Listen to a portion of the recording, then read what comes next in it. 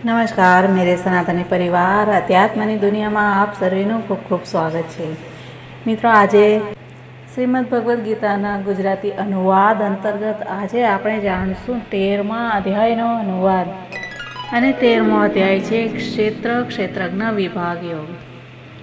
શ્રી કૃષ્ણ ભગવાને કહ્યું કે હે અર્જુન, આ શરીરને ક્ષેત્ર નામ આપવામાં આવે છે અને તેને જે જાણે છે તેને ક્ષેત્રજ્ઞ એટલે કે જ્ઞાનીજન કહે છે। બધા ક્ષેત્રોમાં ક્ષેત્રજ્ઞ જીવાત્મા મને જાણો અને ક્ષેત્રજ્ઞનું જે વાસ્તવિક રૂપ જાણે છે તે જ્ઞાની છે। ક્ષેત્રજ્ઞનું તત્વ ઋષિઓની મારફત વેદ બ્રહ્મસૂત્ર વગેરેની સાબિતી આપી બહુ રીતે કહ્યું છે। 5 મહાભૂત અહંકાર, બુદ્ધિ, મૂળ પ્રકૃતિ, ત્રિગુણમયી માયા જેને કહેવાય છે, 10 ઇન્દ્રિયો અને 1 મન અને 5 ઇન્દ્રિયોના વિષય, શબ્દ, સ્પર્શ, રૂપ, રસ અને ગંધ, ઈચ્છા, દ્વેષ, સુખ, દુઃખ, સ્થૂળ દેહનો પિંડ, ચેતના અને ધૃતિ, આ પ્રકારના ફેરફારો સાથે આ ક્ષેત્ર ટૂંકમાં જણાવવામાં આવ્યું।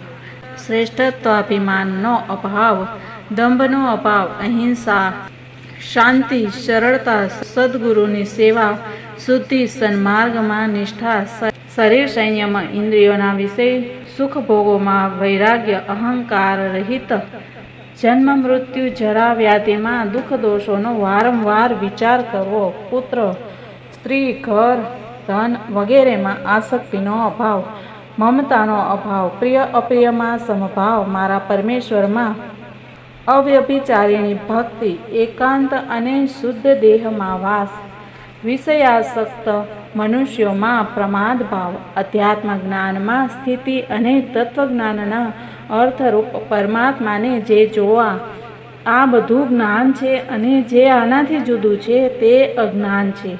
જે જાણવા લાયક છે અને જેના જ્ઞાનથી મનુષ્ય મોટા સુખનો ભાગીદાર થાય છે તેને હું કહીશ।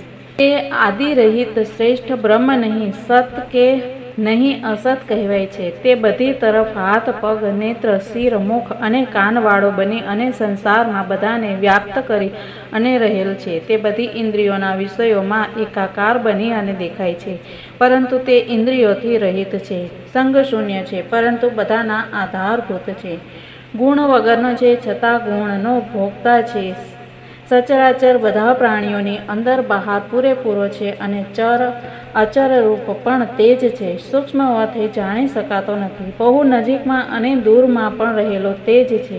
તે અવિભક્ત છે પરંતુ બધા પ્રાણીઓમાં વિભક્ત જેવો માલુમ પડે છે। વિષ્ણુ રૂપથી પાલન, રુદ્ર રૂપથી સંહાર અને બ્રહ્મા રૂપથી સૃષ્ટિ કરનાર છે। તે તમથી પર છે, જ્યોતિઓની પણ જ્યોતિ છે, જ્ઞાન છે, જ્ઞેય છે, જ્ઞાનગમ્ય છે અને બધાના હૃદયમાં રહેલ છે। આ પ્રકારે ક્ષેત્ર જ્ઞાન જ્ઞેય પરમાત્માનું સ્વરૂપ ટૂંકમાં કહેવામાં આવ્યું છે। મારો ભક્ત આ જાણી અને મારા સ્વરૂપને મેળવે છે। પ્રકૃતિ અને પુરુષ આ બંનેની અનાદિ સમજો તથા રાગ દેશ વગેરે વિકારોને અને ત્રિગુણાત્મક બધા પદાર્થોને પ્રકૃતિથી જ ઉત્પન્ન સમજો। કાર્ય અને કારણની ઉત્પત્તિમાં હેતુ પ્રકૃતિ કહેવામાં આવી છે અને જીવાત્મા સુખ દુઃખ ભોગવવામાં હેતુ કહેવામાં આવ્યો છે। પ્રકૃતિમાં તાદાત્મ્ય રૂપથી રહેલો પુરુષ પ્રકૃતિથી ઉત્પન્ન ત્રિગુણાત્મક પદાર્થોને મેળવે છે અને આ ગુણોનો સંગ જ આ જીવાત્માને સારી ખોટી યોનિઓમાં જન્મ લેવાનું કારણ છે।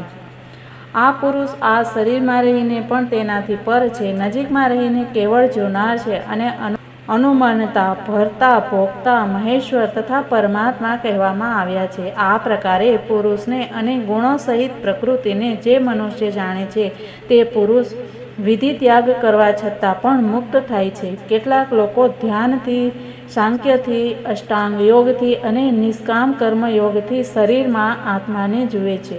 તેનાથી જુદા લોકો ગુરુનો ઉપદેશ સાંભળી અને ઉપાસના મારફત સંસાર પાર કરી જાય છે। હે અર્જુન, બધી જન્મ પામેલ વસ્તુને ક્ષેત્ર અને ક્ષેત્રજ્ઞના સંયોગથી ઉત્પન્ન સમજો। જે સચરાચર બધામાં પરમાત્માને સમાન ભાવથી જુએ છે તે સચ્ચિદાનંદ રૂપ આત્માનો તિરસ્કાર કરતા નથી અને છેવટે મોક્ષને પ્રાપ્ત થાય છે. જે પ્રકૃતિની મારફત કર્મોનું થવું અને આત્માને અકર્તા જુએ તે સારું જુએ છે.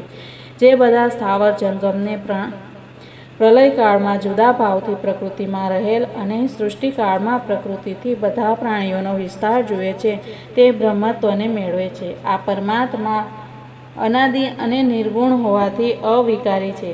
તેથી શરીરમાં રહીને પણ કાંઈ કરતો નથી અને કર્મ ફળોમાં ભળતો નથી. જેવી રીતે બધી જગ્યાએ પંકાદિમાં રહેલ આકાશ સૂક્ષ્મ હોવાથી ભળતું નથી તેવી રીતે શરીરમાં રહેલો આત્મા દૈહિક ગુણ દોષોમાં જોડાતો નથી. જેમ સૂર્ય એક છતાં આખી પૃથ્વીને પ્રકાશિત કરે છે તેમાં ક્ષેત્રી એટલે કે આત્મા સંપૂર્ણ ક્ષેત્ર એટલે કે શરીરને પ્રકાશિત કરે છે. હે અર્જુન, જે જ્ઞાન દ્રષ્ટિથી ક્ષેત્ર અને ક્ષેત્રજ્ઞના ભેદને અને માયાથી છૂટવાનો ઉપાય જાણે છે તેઓ બ્રહ્મત્વને મેળવે છે. ઇતિ શ્રીમદ ભગવદ્ ગીતાના શ્રી કૃષ્ણ અર્જુન સંવાદમાં ક્ષેત્રજ્ઞ વિભાગ યોગ નામનો 13મો અધ્યાય સમાપ્ત. મિત્રો, કાલે જાણશું 13મા અધ્યાયનો સાર અને મહાત્મ્ય. ત્યાં સુધી બધાને જય શ્રી કૃષ્ણ. રાધે રાધે. ભારત માતાની જય.